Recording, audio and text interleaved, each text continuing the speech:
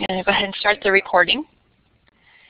As mentioned, this is being recorded, and we will post the link to our numerous agencies on their website, and they'll also be sending it out early next week. This is the State Authorization for Distance Education, the Future of Regulations webcast, and then we have the Reciprocity webcast coming up on the 19th. I'll go ahead and put that link for registration in the chat box too. So thank you so much to our partner organizations IMHEC, the Online Learning Consortium, formerly SLOAN, UBCEA, and WCET. My name is Megan Raymond. I'm a program manager here at WCET. I'd like to thank Blackboard Collaborate for making this platform available. If you have any technical issues, please contact Blackboard directly. We're unable to provide help. The only people with mic access today are the moderators. If you have any questions or want to interact with us, please go ahead and use that chat box. And if you're new to Blackboard, you can increase the size of the chat box. You can just move it up and down so you can adjust the size. You can even pull out the chat box and put it into the main whiteboard area so you can modify it to fit.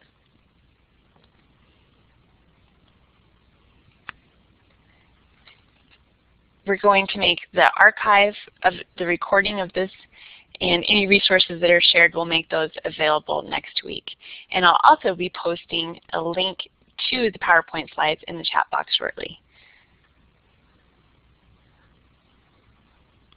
I'm not sure if you're hitting the web tour button, please stop doing that so I can see my slides.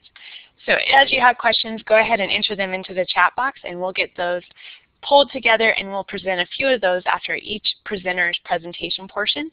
And then we'll also have hopefully about 25 minutes toward the end of the webcast to answer the remaining questions. If we don't get to all of your questions, we'll be sharing those with the presenters, asking them to write written responses, and then we'll send those out along with the link to the archive. So without further ado, I'd like to introduce our moderator for today, Dr. Laurie Hillstock. She's the facilitator for the Leadership Series with OLC. Please welcome Laurie. Thank you so much, Megan. Hello, everyone, and welcome again to the first of 2 webcasts on state authorization for distance education. As Megan has mentioned, my name is Laurie Hillstock, and I'll be your moderator for today's webcast. As moderator, I am representing the Online Learning Consortium, formerly known as SLOAN-C. The Online Learning Consortium itself is dedicated to integrating online education into the mainstream of higher education. Among many things, I facilitate OLC's leadership workshops, which deal specifically with organizational structure, finances, and policy. So speaking of policy, today's webcast will focus specifically on the future of state authorization regulations. I am here today with Dr. Joan Bouillon, the Director of Regulatory Compliance at Pearson, Mr. Russ Poulin, the Interim Co-Executive Director of WCET, Mr. Jim Fong, the Director of the Center for Research and Consulting with UBCEA, and Ms. Jeannie Yaki-Fine with Cooley LLP. Now, in order to legally offer distance education courses or programs in a state where the institution is not physically located, the institution must obtain permission or state authorization from the state where the courses or programs will be offered.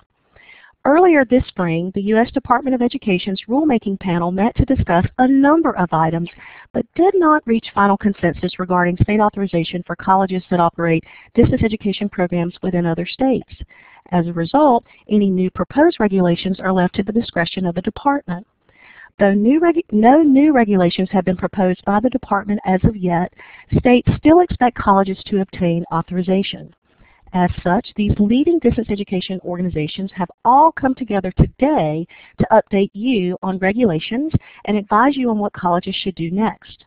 Now, I have one main point of sort of housekeeping before we get into presentations, and that is I want to encourage you again to use the chat area to post any questions you may have. Depending on time, we will take 1 to 2 questions after each presenter has concluded. Also, we have allotted about 30 minutes at the end of today's sessions for our presenters to address additional questions. So please make use of the chat area and enter your questions there. Now, our first presenter today is Dr. Joan Bouillon. Dr. Bouillon is the Director of Regulatory Compliance at Pearson. She assists Pearson educational partners with a number of federal and state rules and regulations, especially those applying to distance education. Joan offers compliance services to multiple public and private institutions. Compliance services include accreditation, state licensing, and state authorization assistance. Joan will be sharing information regarding the existing and changing state regulations. So without further ado, I will now turn things over to Joan. Thank you, Laurie, and thank you all of you that are joining us today. So I'm going to start out with existing state regulations. As you've already heard, there was the distance education rule that required higher education institutions offering online programs to be authorized in all states where their students reside. But this has been paused by the Department of Education. But all institutions still need to comply with state laws and regulations. States are required to have agencies that authorize or approve higher education institutions offering programs to residents. Some of these state agencies require out-of-state institutions to apply for approval. And not just institutions offering online programs.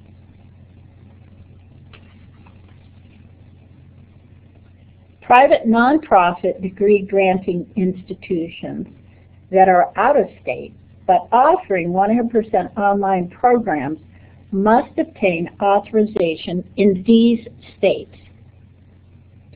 With the exception of a few states, this list is not much different for private for-profit degree granting institutions. Out-of-state public degree granting institutions offering 100% online programs must obtain authorization in these red states. Indiana and Missouri don't require authorization applications, but public institutions providing online programs to residents of Indiana must register in Indiana, and regionally accredited public institutions offering 100% online programs in Missouri must affirm in writing to Missouri that they will follow the Missouri Department's best practices. So that's why these two states are in pink. Some states do not require authorization, but exclusively online providers must obtain an exemption. These states are Alaska, Illinois, and North Dakota. Here these states are on a map.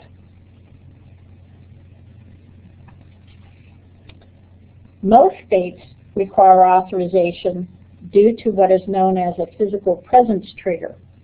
Here is a list of the most common forms of physical presence. The most obvious type of physical presence is a local office in a state, but this could also be a local phone number.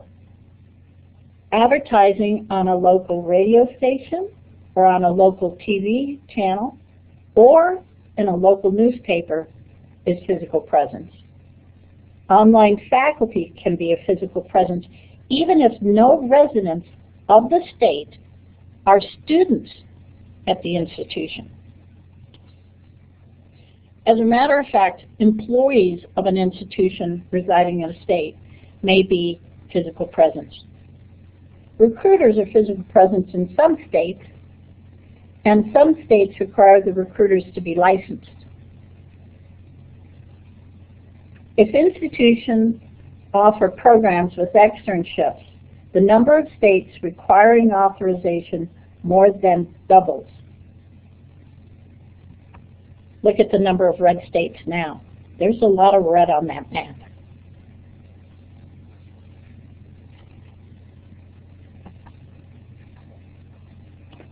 The number one misconception is that state authorization applies to online programs only. This misconception can get institutions into a lot of trouble. Let me give you an example. A college offers on-ground programs only, but decides to market in a neighboring state and buys a billboard advertisement in that neighboring state. If the neighboring state considers billboards physical presence, without authorization, the college is out of compliance. Here's another example. A university located in a small state on the East Coast has several close neighboring states. Some students commute from these neighboring states to the university to attend classes. And some of these students are enrolled in programs with a large clinical component. To reduce the amount of commuting, students choose a clinical site in their home state, not the state where the university is located. If that home state considers clinical's physical presence, the university must obtain authorization from the neighboring states. To make sure that they are in compliance, administrators should know the course content of all programs, not just online programs. Know where the students reside. Are the students commuting from out of state? Know where faculty reside. Know where advertising and marketing take place.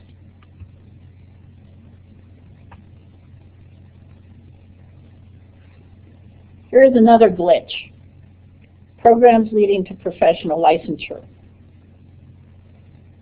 The most common examples of professional licensure are nursing, teacher certification, clinical psychology, social work, and allied health programs such as dental assisting, medical assisting, massage therapy. You know what those are.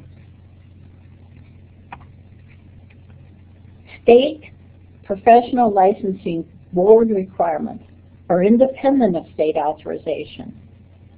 Some state higher education authorizing agencies will not approve a program leading to licensure until their state licensing board approves the program. Program approvals may be in addition to that of the higher education agency.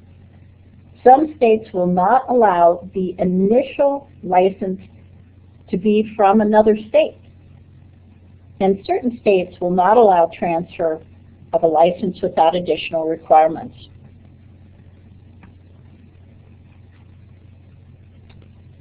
Licensing board requirements vary greatly from state to state.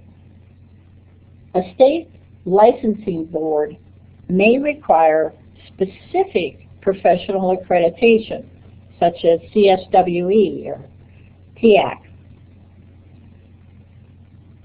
The state licensing board may have different field experience requirements. For example, the number of hours that must take place in the practica sites or the types of sites. There may also be professional examinations required and sometimes even a state-specific examination. Some boards do not approve online programs at all. So in addition to gathering state authorization information, institutions offering programs leading to professional licensure must contact state licensing boards to get education requirements for state licensure.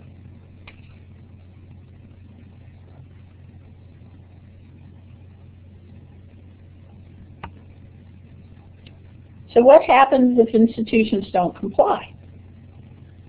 Well, first of all, an institution could receive a cease and desist order. There could be possible fines. And then, of course, there could always be lawsuits. And then, if any of these things take place, it doesn't take long for the accreditor and the Department of Education to hear about these things. And then, of course, it's very possible that the media could get a hold of this and the reputation of the institution could be really badly damaged. Probably not heard about institutions receiving financial penalties. These do happen, but most often upon reaching a settlement of some kind, the state agency and the institution settle on a confidentiality agreement. Even when institutions believe they have met all the state regulations, the requirements change. They change constantly. Institutions have to pay attention to what's happening in every state where their students reside. Just in a couple of the last months, Massachusetts, Alabama, and Oregon have made changes, either to regulations or staff guidance. Another example is Wisconsin. While waiting for state legislation approval of SARA membership, Wisconsin did not accept applications from out of state institutions offering online programs to Wisconsin residents. Because the legislature did not reach an agreement about SARA, Wisconsin is now accepting applications. So where can you go for information? Here are some pretty good resources. First of all, for state authorization, the State Higher Education Executive Officers Association has a wonderful website that provides information about each state and also a few of the territories. This information is contact information, application information, fee structures, etc. It's a really good site. If you want to be able to contact state boards of nursing, the information at the National Council of State Boards of Nursing licensing site is very good. Clinical psychology licensure information is available at this site, and social work licensure information is available on the website of the Association of Social Work Boards. So, are there questions? And I saw a couple in the chat box while I was Okay, thank you so much, Joan. This is Laurie, and we do have a few questions. I'm going to take two at this time, and then in the interest of time, we'll move ahead. One of them is from Georgia Highlands College. The question is that the college itself is located in Georgia, only about a half hour from Alabama. So if there's an online student that lives in Alabama but takes classes in Georgia, do they still need to get approval? The institution is located in Georgia, Alabama, and the student lives in Alabama. Sorry. All right. Unless there is a reciprocity agreement between Alabama and Georgia for that particular institution, the institution must get authorization. But it also depends on the type of program and the type of institution. Okay, wonderful. Thank you so much for answering that particular question. And we'll take one more, and this one's from Ball State University. Back on slide 11, where those states are listed as requiring approval. The question is, they thought that there were more states requiring approval, but wasn't sure of the connection with the states listed on that particular slide. And sort of the follow-up to that, too, was also, what about Canadian provinces? Okay. First of all, the states that were listed, it was for, well, let's go. Can we go back to slide 11? Let's see here.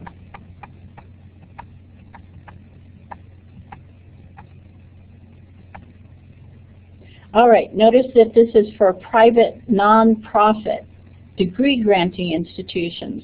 The list of states will differ if it's private for-profit, if it's public degree granting, or what if it, say, is a private nonprofit, non-degree granting institution. The list will change. Now, I think that question also asked about Canada.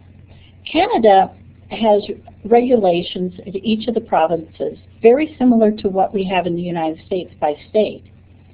So it's very important that an institution that enrolls Canadians must check with the province to find out if the institution needs to apply for authorization in that province. There are some provinces that are similar to states in the United States in that purely online programs do not need authorization, but this differs by province, so you must check with each Thank one. you so much, Joan, and thank you all very much for your participation. In the interest of time, we want to go ahead and move forward with the webcast. However, please keep in mind that we have been banking your questions, and we will provide an opportunity for our speakers to address your questions during the final 30 minutes of the webcast. Now, moving forward, our next presenter is Russ Poulin. Mr. Poulin organizes information sharing activities among WCET's members. Recently, Russ led national responses on new federal distance education regulations and represented distance education on the Department of Education's negotiated rulemaking committee this past year. Russ is now going to share more information regarding the U.S. Department of Education and Department of Defense regulations. So Russ, I'll turn things now over to you. Thank you, Laurie, and thank you, Joan, for doing the update on the states and where they are at.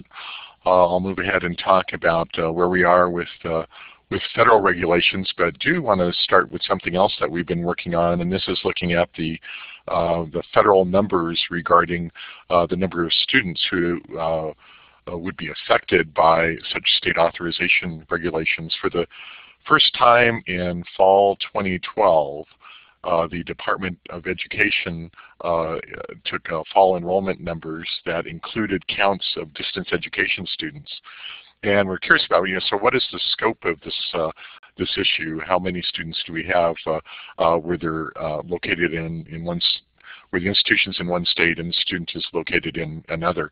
So I thought that this might be helpful for all of you, that you see in that first line there, location. So if the student is in another state, that there were 2,129 colleges that had students who were taking courses exclusively online. This isn't hybrid or any of that. This is exclusively online, all of their courses that they had at a distance. So there's over 2,000 colleges doing that, and that added up to well over 1 million students. And so you see that that's just under 6% of all enrollments, and with that's probably about 1 out of 17 or so students that fit into that category. So with that gives you some idea there, and there's some institutions who didn't know where their students were, and that's sort of a problem for state authorization because it's hard to comply if you don't know where your students are. So let's move on to, I'll give just a brief history of the federal regulations because that will be helpful to people. That back in 2010, as a result of the last Higher Education Authorization Act, and this is the Higher Education Act of 1965 is the base act on which all of the federal regulations regarding how the Department of Education and the federal government works with colleges and all the federal financial aid rules, that is supposed to be updated every 5 years, and was last done back in 2008, and then some regulations came out of that. And out of that came regulations about state authorization, and we were surprised that out of that came one about distance education. And so this has really highlighted the issue about distance education. And here is the actual language here on 2 slides that they had, that if you are offering post-secondary education through distance or correspondence education in the state in which the institution is not physically located. So if you're in another state offering to students in another state, that the institution must meet any requirements that other state has. So it's pretty simple, just really a few sentences here, that your institution's in one state, the student's taking all of their courses in another state, then the requirement was that you be able to show to the Department of Education that you've met the regulations in any states where you have such students. And so with that, was out there for a while, and they were trying to clarify what that all meant. And then there was a lawsuit brought up by and what happened was that the federal courts vacated, which means that they made it so that it was no longer a regulation that could be enforced anymore. So the federal courts said that, but they did it on technical grounds. So that they said, remember I said that we were kind of surprised that this language came out. It was not part of any published rules ahead of time. What they're supposed to do is put out any proposed rules for comment, and then the public can comment on them, and that this wasn't part of any comment period, just appeared out of, they said it was a natural outgrowth of other comments, and the courts didn't find that to be the case. And so as of the ruling by the court, there is no federal regulation about distance education. And I forgot to mention down here that on several of these slides that you'll see at the bottom down here, that I do have lots of links to more information about any of these things, and often we'll cite blog posts that I did at the time to give you more information about these issues. With that, so there was no regulation. They did not do the proper notice, and so what they did, what the department did, is said, okay, well, we'll go through a proper rulemaking process where they went and got a committee together that would look at this issue, and then from that would post rules. And then, as Laurie said, that I had the pleasure of sitting on that committee and being selected to represent distance education on that committee. You can feel for me now for doing that, but that's typically is looking really at federal financial aid rules, of which the state authorization rule is tied to federal financial aid, because the penalty was if you did not have approval in a state, that you could forfeit any federal financial aid that you gave to students over the prior years if that rule were to be enforced. And so they looked at 6 very diverse issues, not just state authorization, but several others. They had 15 negotiators representing different types of higher education and representing interests in other groups. And the idea is that all of the negotiators had to agree on all 6 issues for what is called consensus to be agreed, for consensus to happen, for all the regulations to go forward. Well, what happened is that I'll ruin the ending for you if you haven't heard already, is that we did not reach consensus on 2 of the issues, with state authorization being one of those, and so still there is no federal state authorization regulation. But I do think it's important. I'm going to move forward to talk about some of the things that were discussed there, because I think we might see these coming back again, because we did spend a lot of time working on these issues. And so some of these were that they wanted all institutions be in compliance with state authorization in every state in which they serve students by July of 2018. There's great support for the idea of reciprocity, whether it be SARA or any other type of reciprocity agreement that would be out there. There would be sort of an exemption for active duty for the military, for active duty military. The problem with that is that kind of would set institutions out of sync with state laws, because the exemption did not overrule state laws, so we would have to figure out how to make that work. But that was an advance that was on there. We had institutions, remember Joan was talking about licensure programs, so if you were teaching nursing students in a state, you would have to notify the students whether your licensure program actually gave them the academic ability to sit for licensure in that state or meet whatever academic requirements for licensure in that state, which has been a huge problem, because we've had a lot of colleges that have been enrolling students, and then students get to the end and they find out that they can't actually sit for licensure or get licensed in the state. And then defining a home state for foreign countries. So those are some things that we may see coming back. Now, some of the things that we objected to, and why I didn't vote for this and many of my colleagues did not vote for the rules that were put forward. One was that they wanted to not allow states to exempt institutions if they wish to, and we thought that this meant that this would create the need for several states to go back and redo their laws. In fact, probably more than 30 and maybe 40 states to redo their laws, and institutions that were already operating legally in a state would have to go back and reapply or something like that. The others, if you lose state authorization, that you would immediately lose aid and would have to notify students. The problem with that is that, yeah, if you're a bad actor and you lost your authorization, that's good, but we had examples of times when, due to technicalities, like you didn't get a form in on time, that you technically lost authorization, and I thought that there should be some leeway there, and pointed out that there's a problem with one state a few years ago where, because of the way they wrote the rules and gave institutions almost no time to comply, that technically almost every institution was out of compliance in that state. So we thought that those were a little harsh, and therefore we voted against that.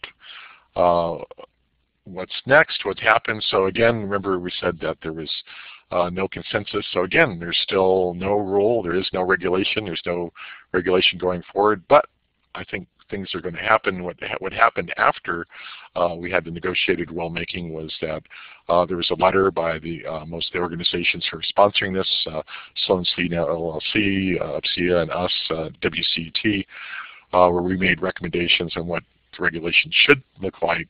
And there were many others who weighed in and said that we thought that, especially those things that were objectionable that I showed before, that we think that they could move forward with the federal state authorization regulation, but just one that wasn't quite as heavy-handed as some of the parts of it that were recommended by the department, that they could remove some of those parts.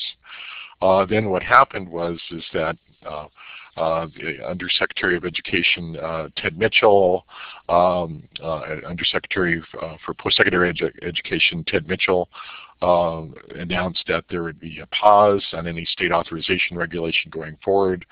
And so at this point, that happened in late June. At this point, it followed up again last week, and officially that there's no official timeline at this point. The Department of Defense, which has a memorandum of understanding that's going out right now, said that it also paused on its enforcement of state authorization for institutions using tuition assistance. So again, we're a little bit in limbo right now. There was some confusion. The note that I have there at the bottom, that in the same week, the department has paused on another part of the state authorization and gave a date for that one, and that was for how states approve the on-ground institutions within their own state, and that actually had a date for next year, but that's a whole different thing, and so there is no date right now that has been set for the distance education part of it that we've been talking about it. So again, there's officially no timeline for the next steps. Just the other day, that Joan Bouillon and some of our Pearson friends were able to talk to Undersecretary Mitchell, and just got his unofficial thinking that they would probably issue a new regulation for public comment. Certainly, it sounds like after the elections, but sometime by next spring. They don't plan to do any more rulemaking, but we will need to continue to provide input to the department. And one thing I want to say is that, remember that 2018 deadline that was suggested, that might change, and they might decide that they might put that earlier, might decide to put that later. So we'll have to watch to see what they do. So we don't know what the department is going to do at this point. We're really keeping track and trying to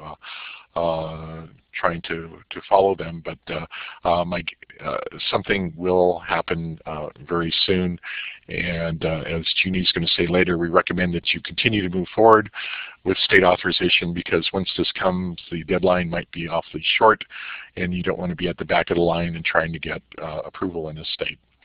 Bottom line for this, again saying there is no federal regulation, there is no federal deadline. I keep hearing people throw out dates and times, but there is no federal deadline right now. There's no good faith effort. There's was something that was in play for a while. There's none of those things are in play. We have no federal state authorization regulation, but states still expect you to comply now.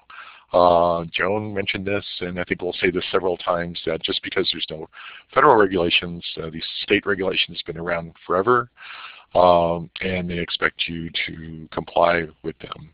And then what we'll need to do is continue to watch what the department is doing, provide input for them, and I think that they're going to pare back on some of the things that were objectionable before. I think they had all of higher education, and many of the states were against what they were proposing, and I think they saw that that was a bad way to go, and so that they'll pare back on that.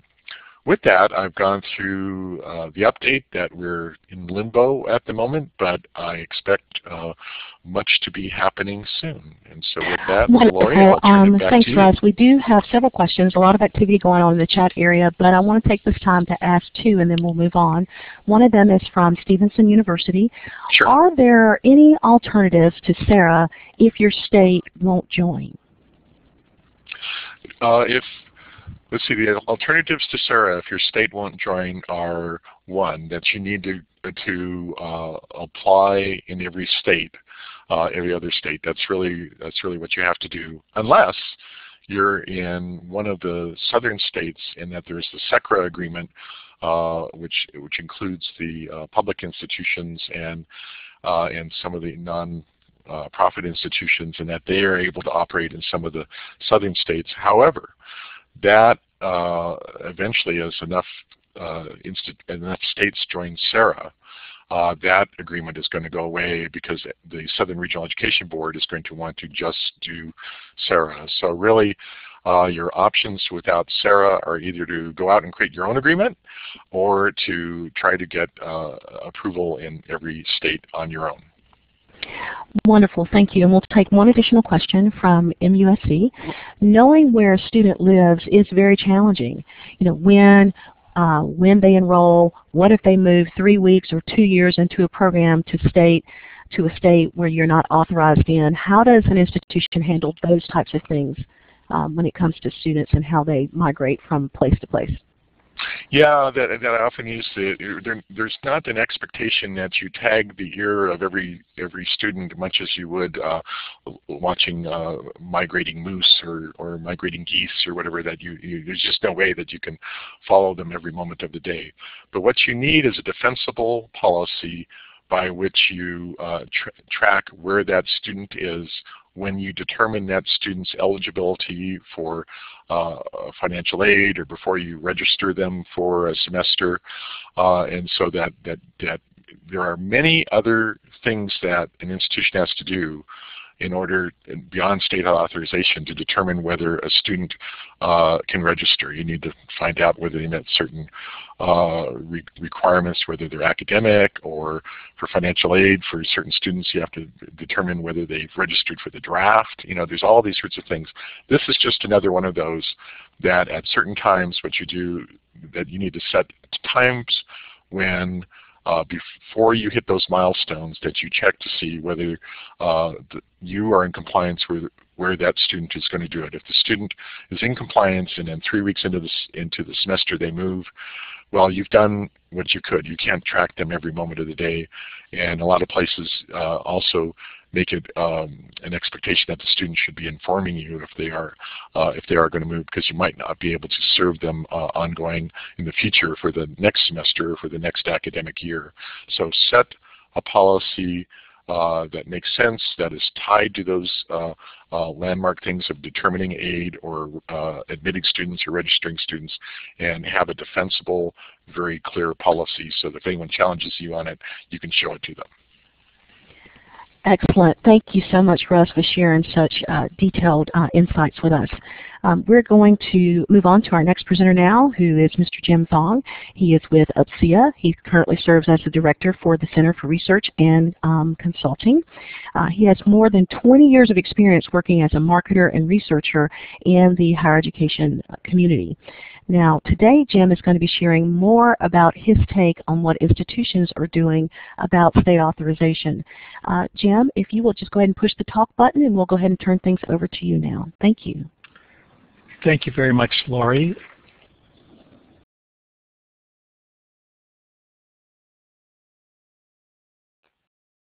Hello. Yes, Jim, please go right ahead. Thank you.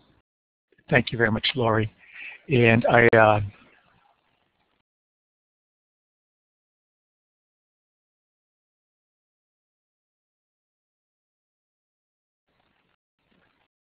thank you very much, Laurie.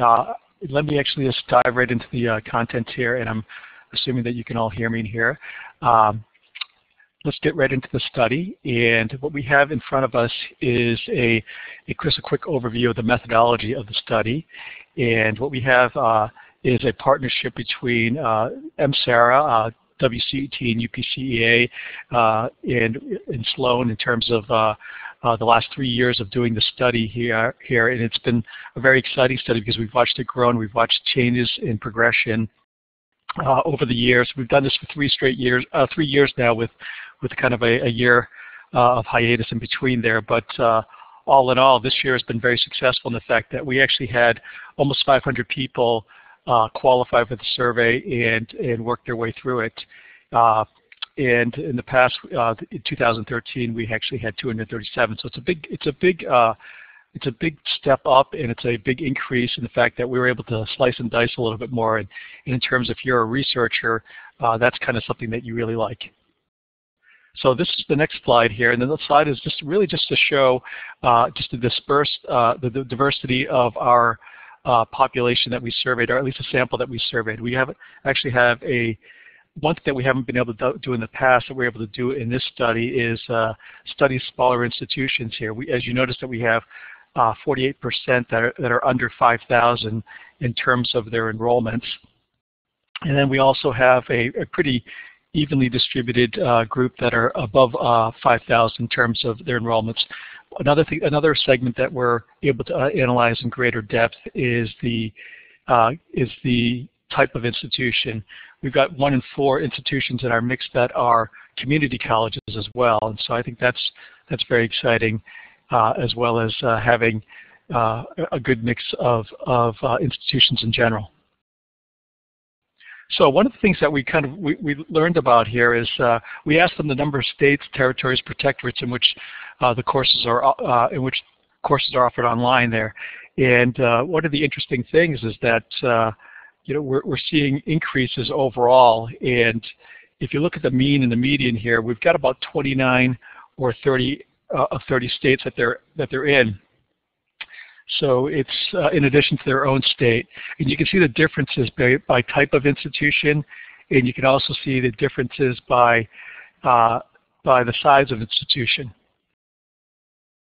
So you can see that the one thing that's kind of interesting here is obviously you see some differences based on smaller institutions versus larger institutions, which will come out a little bit more later on, as well as the type of institutions. Community colleges have between 16 and 21 in terms of a median or a mean, as compared to a public 4-year, which has 37 to 44.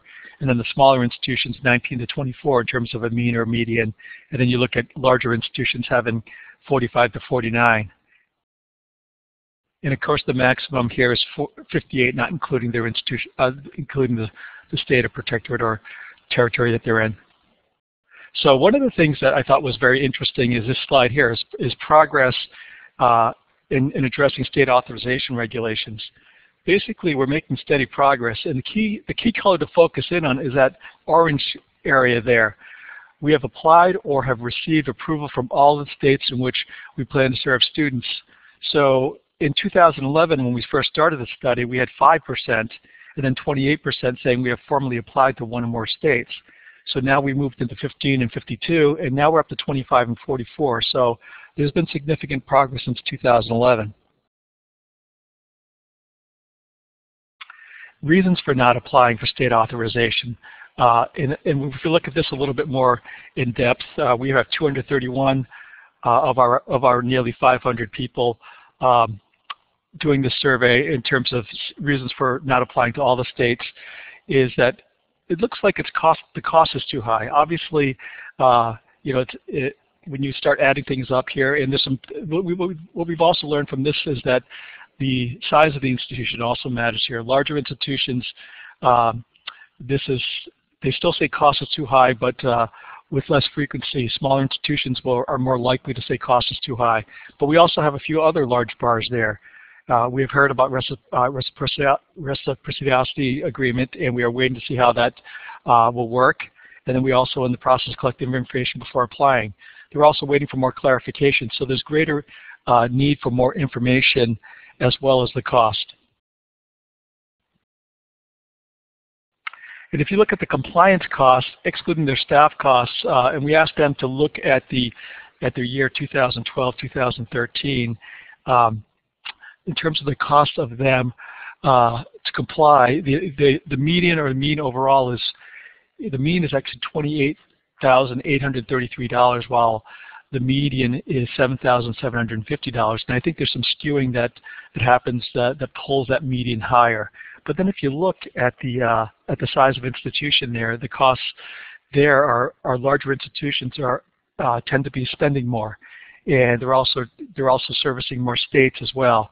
And then you can see some differences there as well. Community colleges are spending less to comply as well.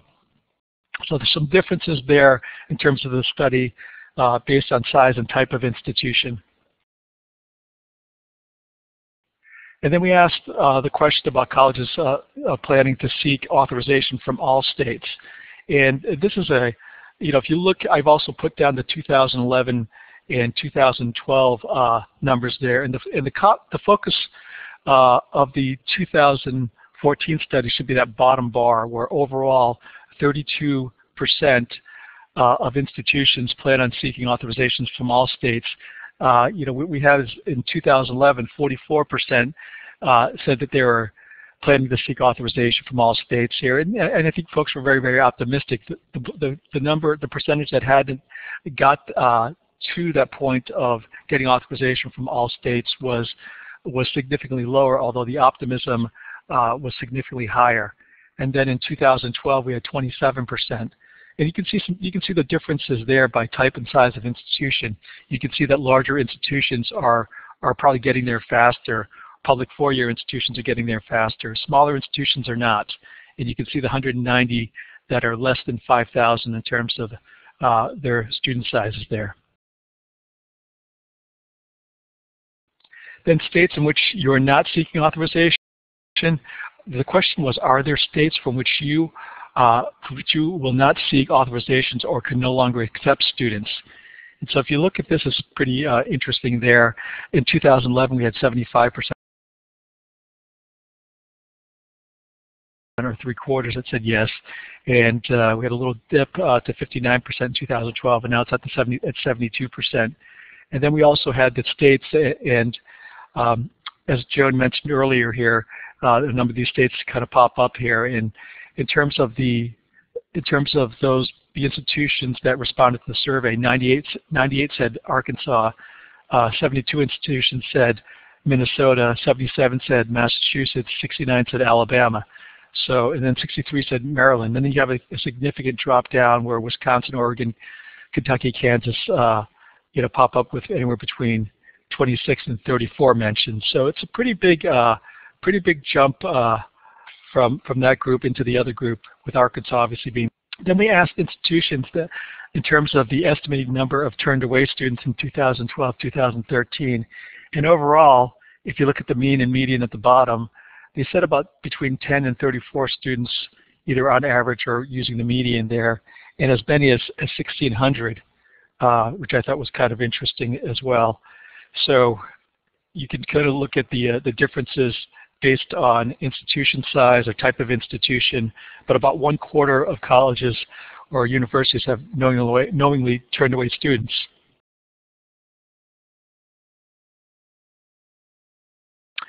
So in terms of wrapping things up in terms of the study here, and again, we have a very large study here in terms of, having probably almost 40 slides here in terms of the main report here. And you can actually contact me in terms of getting access to that or pulling it off the WCET or UPCA websites. But in terms of having a strategy for addressing state authorization for distance education, 1/4 are seeking seeking authorization from all states, and 1/4 are waiting. It's kind of an interesting mix here. If you look at that one bar there that's popping up there, we are getting approval to operate in every state where it is easy and inexpensive to do so. There's 40% doing that. And then we're getting approval to operate in states where we currently have students that are in those states, and so they get 36% there. So it's a pretty interesting mix there. We're also getting approved to operate only in states where we currently have students, 32%. And then you've got some things that are tailing off, and 9% say we really do not have a state authorization strategy. So it's a pretty interesting mix here. There's a handful of folks that have got their kind of heads in the sand there and waiting things to play off, or don't really know where to go at this point. So it's a interesting dilemma that some folks are putting themselves into. But for the most part, as the earlier slides have stated here, cost and resources are an important part of their decision to seek or not seek state authorization, as well as gathering more information. So I think that's where we have a pretty comprehensive study, and just to be able to communicate in 10 or 15 minutes with my colleagues Jim, here. This is Laurie, and you've done an excellent job of answering several questions throughout your presentation. So in the interest of time, we're going to move ahead with our next presenter, but I want to remind everyone that we have not forgotten your questions. So if we have not asked your questions so far, keep in mind we have been banking your questions throughout this session, and we will have an opportunity for our presenters to address as many questions as possible in the final 30 minutes of this webcast today. So we are going to go ahead and move forward with our final speaker for today, Ms. Jeannie Yockey-Fine with Cooley LLP. Jeannie works with attorneys and other professionals in the firm's higher education practice to provide clients with expert assistance and guidance related to state authorization and regulation of higher education institutions, state institutional license application review, and state-level professional licensure. Jeannie is going to share some of the issues regarding what colleges should be doing about distance education. As a former regulator, she gives a very interesting perspective. So without further ado, I will now turn things over to Jeannie. Great, thanks, Laurie. All right, I'm going to talk about what your institution should be doing now. What are the next steps? Well, as it's been mentioned several times, and I will do so again, continue to move forward with those necessary state approvals. And when I say authorization or approvals, that could mean registration, exemptions if you need to get one, licensure. Different states call it different things. I saw one of those questions come up in the chat box, so if I say authorization, I want to cover all those bases. So remember that the federal rules for state authorization, as Russ mentioned, will be back in some form, even though we don't know what form that is. And that the on-ground rule is only extended until next July. We're already in August, so it's not that far away. We're going to talk about the steps. What are the steps that you'll need to do as you move forward? The first step, I have it listed as a simple step because it seems kind of simple, and if you're already doing this, maybe it is, but it's to identify your best resources, and I mean at your institution. Who is the best person, or hopefully people, to work with your compliance? Who is the best person to talk to within the different schools within your university?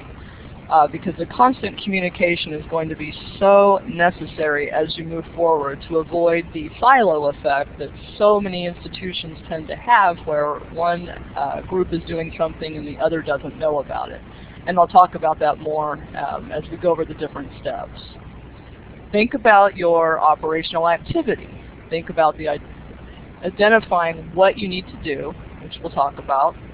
And then we're going to talk about the more complex steps, which is developing how to track everything, what you'll need to do for reporting, and then keeping that information current. So let's look at institutional activity and what you need to think about. Joan mentioned earlier the different physical presence triggers. But it's so important to know if your institution has any of those. For purely 100% online education, we know that there are about 12 states that are going to want to know if you're in their state simply because you have a student there, and there'll be some level of authorization or exemption that you'll need to do. But when you have the other physical presence triggers, if you have a trigger in the other 75% of the states, that's where you really need to be concerned. Because one of the things I've seen over and over in the chat box is comments about having to get licensed in all 50 states. It's very rare that any institution would actually need to get licensed in all 50 states. You would have to be teaching online in every state that requires authorization for purely online, and you would have to have physical presence triggers in all other 40-some states. It's just so rare that any institution ever has that. So it's one thing to keep in mind when it seems so overwhelming is that don't think of it as having to worry about 50 states at this point.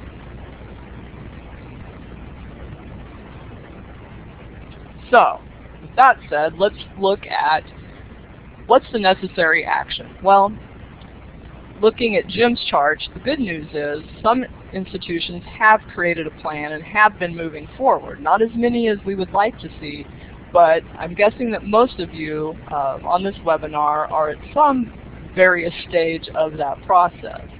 And it's so important to not wait for SARA. The good news is, for those who want to be part of SARA, there are states that are already part of SARA, and there are more that have recently passed legislation to eventually become part of SARA. The bad news is, for those who are thinking they'll wait, there are some states that we're still a couple of years, maybe longer away from that happening. So it's way too long to wait and see. Think about, too, the costs and the benefits of those efforts.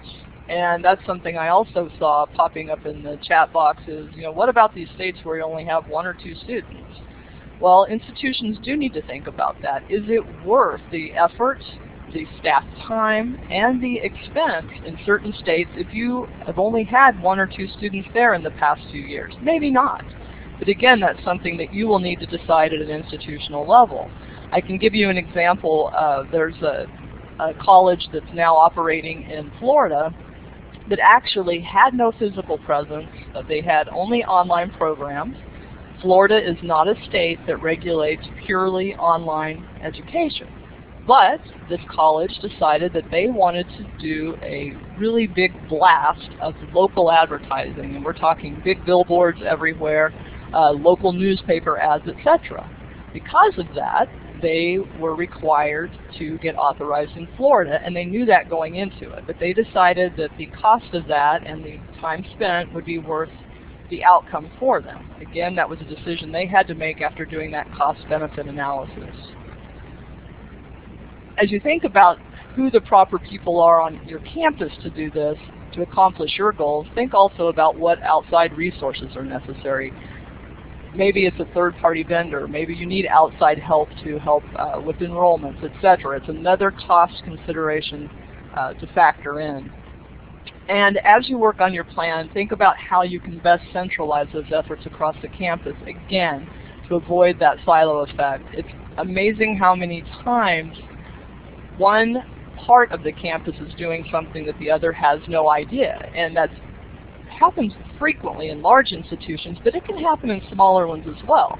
And an example is the group of marketers for your institution are really excited about the new programs they know that are coming out in the fall.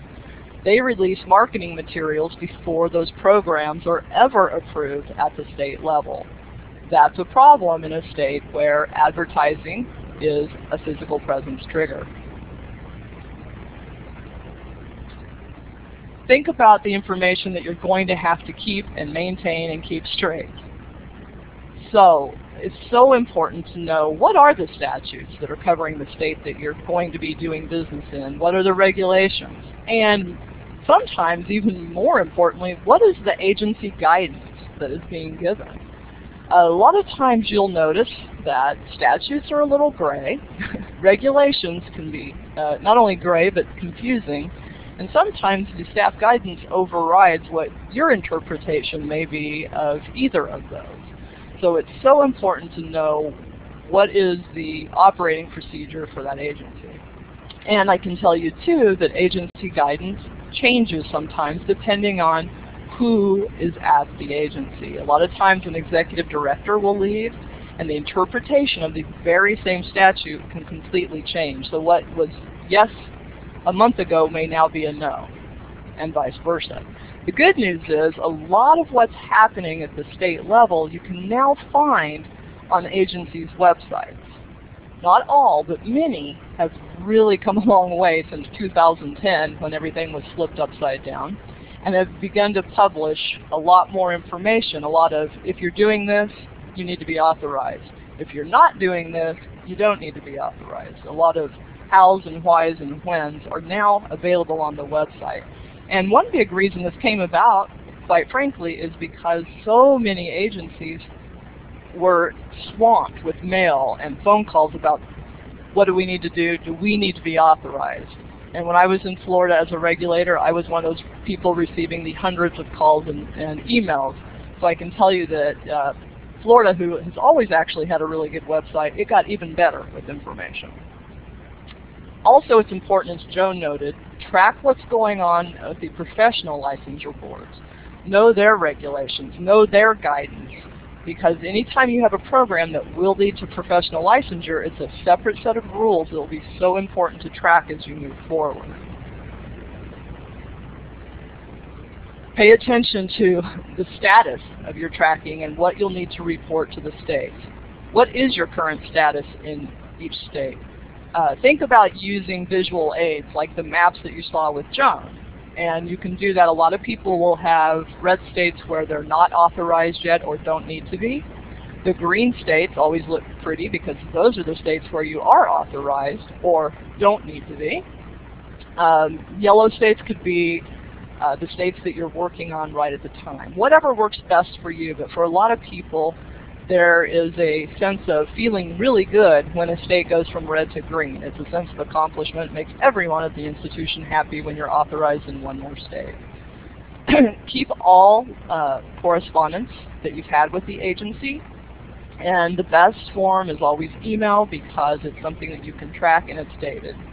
Pay attention too to what fees are coming up, what fees have been paid, and the bonds that are in place in those states. Note too the critical dates, and a critical date example of course would be when it's time for renewal. And in 50% of the states those renewals are going to be annual renewals. And it's important to track that and to mark those dates because a lot of states will require that renewal 2 to 4 months ahead of time so that they have time to process it and work on anything that needs to be corrected. Keep track too of where you have faculty. Again, as was mentioned earlier, that can be a trigger. Simply having faculty in a state, even if they're not meeting face-to-face, is a trigger for some states. Also know where your agents are because in some states, in addition to that requiring an agent causing a physical presence trigger for an institution, there's also a process in some states to actually register that individual agent. So it's a separate process and important to know that. Also something that varies by state is what disclosure requirements they have for you to place in your catalog. And the more states you're in, the more disclosures you have. And catalogs will actually say, in Vermont, and it will have what Vermont requires. Or in Florida, there's a way that you have to list how you're licensed. Those are just examples, but the catalogs can become very big the more states you're in. And unfortunately, there is no magic bullet. There is no one-size-fits-all as you work with the various states. And of course, that's one of the things that is so great about SARA is there is a lot more of the one-size-fits-all, a little bit more of a magic bullet when you are a SARA state and a SARA institution. But until we get there, just know that there's a lot of nuance. I think most of us who do this know that, and yes, it can get very complicated. And also know that when you do find a happy solution in one state, that doesn't necessarily mean it will work for the next. And an example of that is recently there was an institution that had, over 500 faculty members, and they had filled in forms for each of those members for a state as part of the application process. After that was complete, they asked another state if they could use those same forms to apply to that state, and we're told no, because that is not the form that we use. So the good news is the information was able to be transferred onto the other forms with just some extra information. So not all is not lost, but it's just a reminder that each state truly is different. And I already talked about creating some type of visual aid, and as many of those as you can do, I think the better. So what do you need to do to keep it going? Once you've made initial contact with the state, think about the time that's required for that application approval process. And you need to know that, of course, going into it. Something that happens a lot of times is the dean in a certain school will want to start a program in the fall. However, they're not telling you this until June or July of that very same year. For most agencies, that's just not going to happen. Average approval processes are all over the board, anywhere from 2 months to over 2 years. So it's so important to know and to create, as you're creating the plan to move forward, what are the future plans for programs, other triggers in states, and look at those timelines. Check back with states you haven't heard from. Friendly follow-up email is great. Email is always preferred by regulators, and it's a good record for them, it's a good record for you, but eventually pick up the phone if you need to. And remember that a single point of contact is best, and that works both directions. Try to work with the same person at the agency, and try to have just one person from your institution contacting that agency. It's easier for all parties concerned. Think about everything in terms of individual states. Know the disclosures that are required by states. And we talked about that a little bit earlier. States are really stepping up on what they expect you to notify your students of. A lot more rules are being put in place, just like we're seeing with Massachusetts and what's come down from the new AG rules there. Very, very specific disclosures. And know what the enrollment, placement standards are, outcomes. All the outcomes reporting requirements is so important to track too. Again, more states are paying attention to the reporting requirements that they want. Some states have very specific requirements for placement rates and retention rates, right down to percentages that if you don't meet, then you're put on reporting. So again, know those outcome standards that are required by each state, and again, they're never the same. They do vary state by state. So just a little recap of the important things that you're going to need to remember to maintain that approval. Pay attention to those renewal dates. Pay attention to any relevant changes that take place in states. Now, unfortunately, you don't always get notification of that.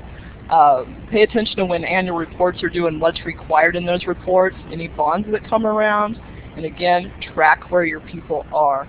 A question that popped up that I want to address really quick, and it's a reminder of why it's so important to have these plans in place and to stick to them. One of the questions that came up in the chat room is, are there any institutions that are actually getting penalized for non-compliance? And I can tell you that yes, there are. California has issued some fines of $50,000 recently. There are other states that have done similar fines, but much bigger than that, again, are the states that have, the institutions right now that have challenges to them going on from pending litigation from students because they were not approved for their programs in certain states, and now their students cannot practice in that state, whether it be for nursing or psychology. Those are two of the biggest ones right now, where there are large numbers of students in a couple of states who cannot practice the profession for which they have received a degree. These institutions, of course, will end up paying not only the fees back to the student paid, but there will probably be bigger punitive damages because of the time spent, 4 to 6, maybe even longer years spent in a field where they cannot practice in the state in which they plan to do so. So yes, there are penalties out there, there are things happening. A lot of times you do not see it in the press.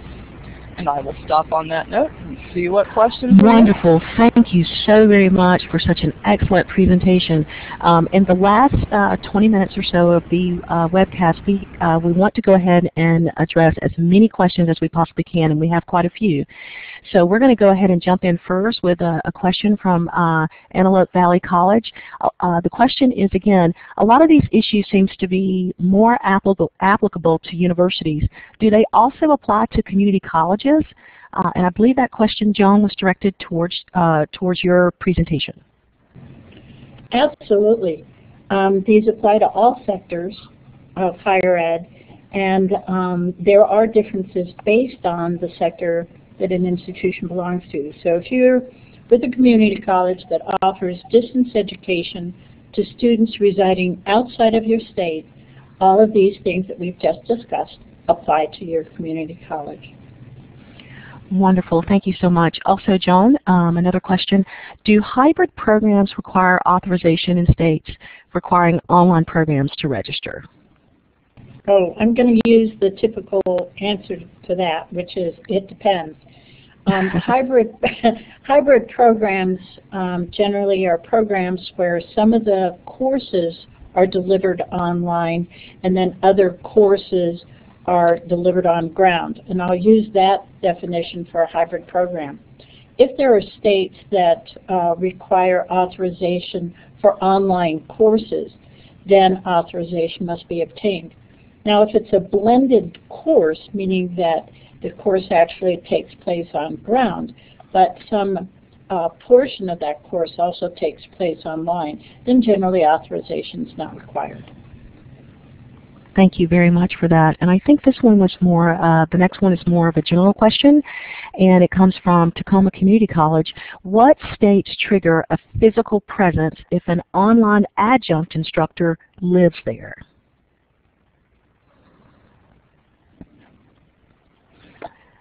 I'm not sure, Jeannie, if you want to tackle that one. Kansas is an example of one of those states where simply having the faculty member there, even if they never meet face-to-face, can be a trigger. Tennessee is a state where you can have a faculty member there, but if they're not teaching basically from their own home, and they're somewhere else in the state teaching a more unofficially official building, for example, that would be a trigger. So again, it goes back to the, it depends. Now the good news is it is a small minority of states where faculty will trigger if they are not meeting face-to-face. Most states will make faculty a trigger only if they meet face-to-face with students. But there are a few out there where it is enough simply to just be sitting in the state as a faculty member of your institution. Wonderful. Thank you so much. The next question has been asked a couple of times in the chat area, and Russ, I believe this one was initially asked during your presentation, but it also came up again, Jeannie, during yours. And that was related to active duty military and families. That exemption, should institutions be turning down military students who are stationed in states where they are not authorized? Yes, at this point there is no exemption, or there's very rare exemptions for students, and so you are expected to follow whatever the state laws for the states. And so whether they're active duty or not active duty doesn't really matter. What you need to do is find out what the laws and regulations are of the state where that student is going to receive the bulk of the education at the time that you're admitting them or enrolling them, the time that you're bringing them in, and so that you are expected to follow that law. Whether you follow that law is up to you or not, but that is the expectation of the states, is that you follow what their laws are. Jeannie, do you want to add anything to that? I think only that for the purposes of state authorization, most states look at all students the same, whether they're military or not. And there are a handful of states, and there is a post on that with WCET that I also worked on, where we have a list of some states. There are a couple of more since then, but there are probably only about 8 states that actually have a carve-out specifically for military students, and that is a common myth. A lot of people think if they're a military student, especially a military student on a base, that they don't have to worry about state authorization, but that's the small minority. Excellent. Thank you so much for that. The next question comes from Bloomsburg University. Has anyone addressed virtual internships where students residing in a state complete a virtual internship with a company in another state? All communications are electronic and there are no physical site visits. And this is more of a general question for anyone who feels comfortable addressing that particular question about virtual internships.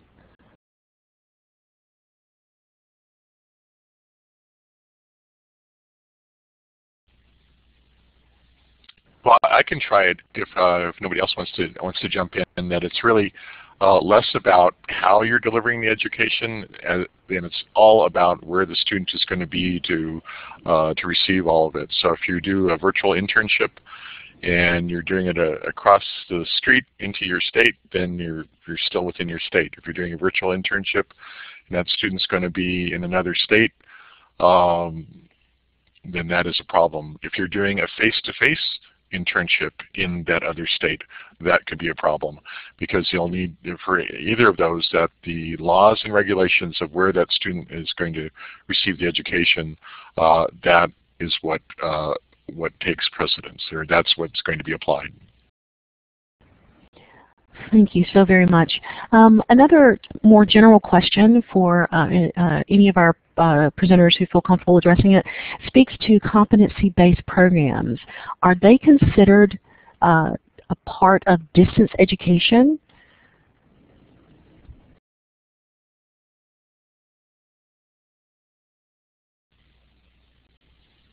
We're looking around the virtual table here, and so I'll try that again. In that competency-based education is considered part of distance education if it's delivered at a distance. And so again, it goes back sort of to the same question, that if your competency-based education is just a means for organizing the education that you have, it doesn't have anything to do with the location of the student. And state authorization is all about the location of the student, because where the student receives the bulk of the instruction, where they're going to be located, that's the state's laws that come into effect, whether it's competency-based or whether it's using credit hours. And then there are laws, I saw somebody ask about non-credit, that there are laws for non-credit programs as well.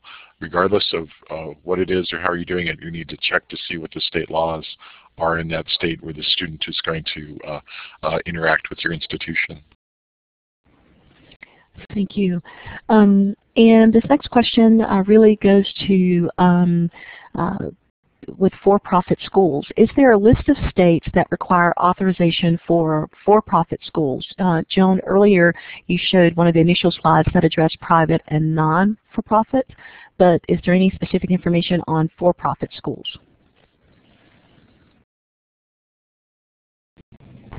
I'll try to answer that.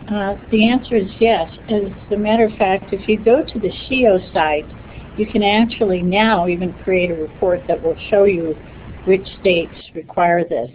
But the SHIO site is probably the best way for an institution, for-profit, not-for-profit, public, to get information about which state or states they'll need to apply to. So go to the SHIO site.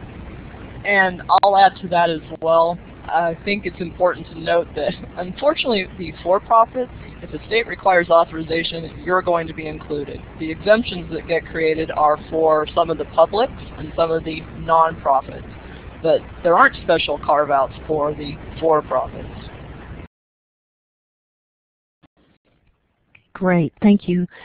We do have a follow-up question related to military students. The question is, if a student has an APO address, the understanding is that they are living out of the country. So does that mean that you have to figure out what particular state that they're coming from, or do you just not need to deal with it at all because it's an APO address?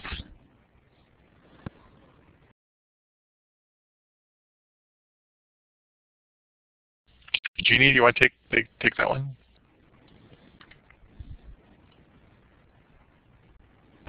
I apologize. I was looking back through the chat box. Could you ask that again, Laurie? I apologize. Sure. This was the follow-up to the military question that we talked about earlier, and it really deals with that student's address. If the student has an APO address, this person's understanding is that they are living out of the country. So do you need to figure out a way to count them in a particular state, or do you just not have to deal with it at all?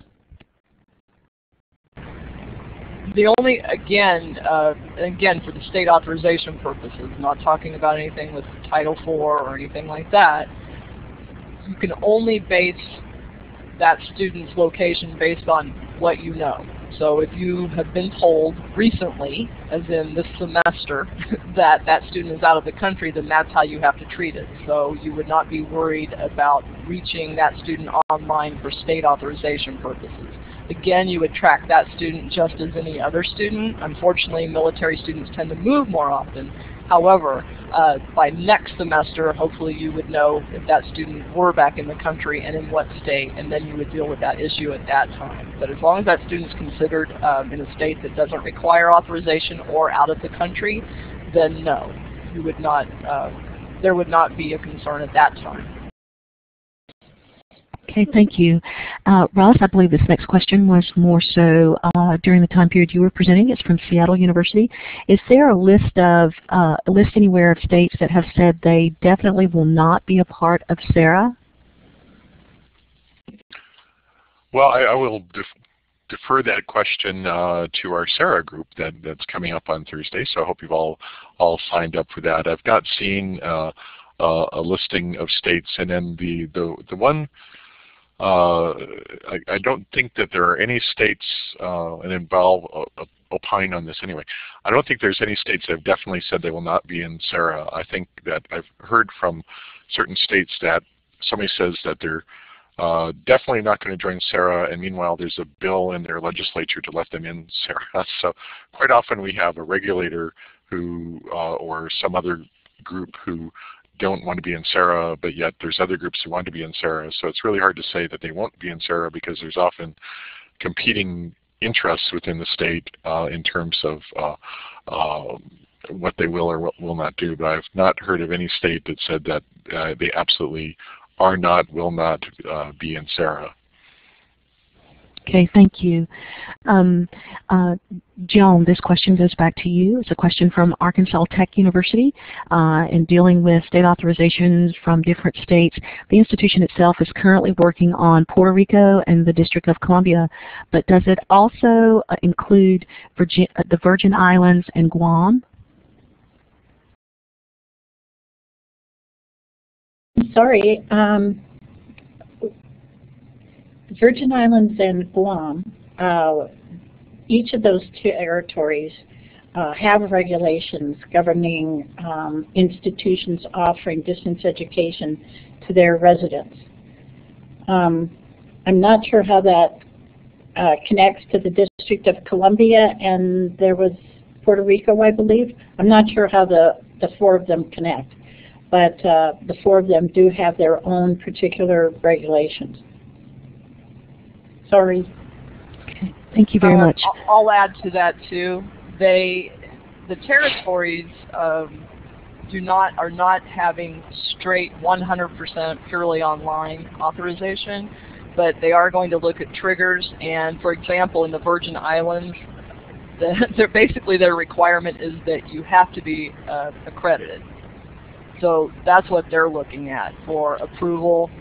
Puerto Rico has more in place. They have basically, if you have externships or faculty, that's a trigger, but they're not looking at purely online education at this time.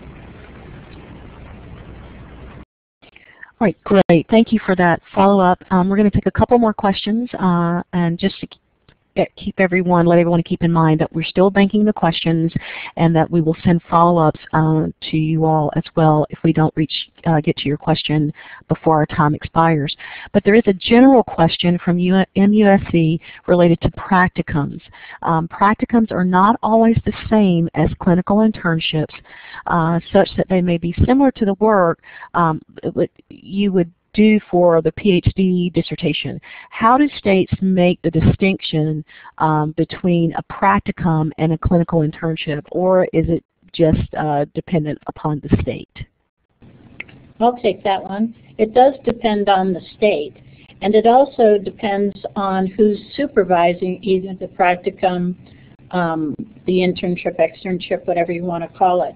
If there's an employee of the institution that is supervising, or if there's an employee that meets face-to-face, different states have different regulations. Okay, great. And we'll take our final question of the session, and then we'll move on to our final pieces from Megan. The final question really speaks to physical presence. Does a physical presence for one program serve as a trigger for all programs, or just the program that contains the trigger? And that was more of a general question, so I'm not sure who would like to address that particular question. I'll take it again. Go ahead, Joan. Jeannie. I had a school that has one program with a physical presence trigger.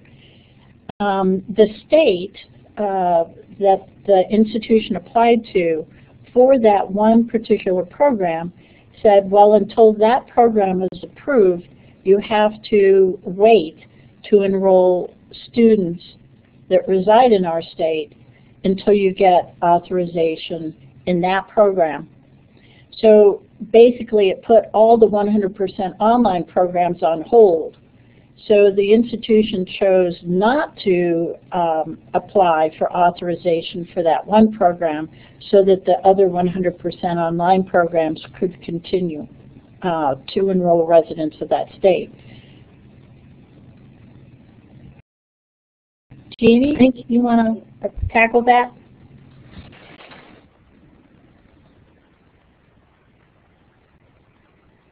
Jeannie?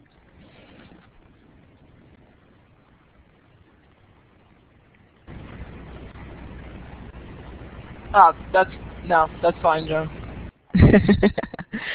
All right, thank you all so very much for your participation today, and a special thanks to all of our presenters. In the last 2 minutes of our time today, we want to transition things now back over to Megan Raymond, who is with WCET, and she'd like to share a few final or closing comments with you. Megan? Terrific. Thank you, Laurie. And thank you to Laurie. She did such a wonderful job managing all the questions that were coming in. And as I mentioned before, if we didn't get to your questions, we'll have the presenters provide written responses, and then we'll get those back out to you along with the link to the archive. So thank you again to all of our presenters. Do stay engaged with us. We have a lot of resources on the state authorization issues, and we have several state authorization sessions planned at our annual meeting, which is in Portland this year. Consider joining WCET and stay posted about our upcoming additional webcasts. We have webcasts scheduled throughout the year, and then we'll begin to present our calendar for next year. Thank you again to Blackboard Collaborate, WCET's supporting members, Boise State, Colorado State University, Dowlonis, Lone Star College System, Michigan State, University of Missouri, Mizzou Online, University of North Texas, University of West Georgia, WCET annual sponsors, Blackboard, Pearson Learning Solutions, and VitalSource and Cengage. And again, thank you to the partner organizations for pulling this webcast together, and we hope to see you on Tuesday's webcast about reciprocity. Thank you all.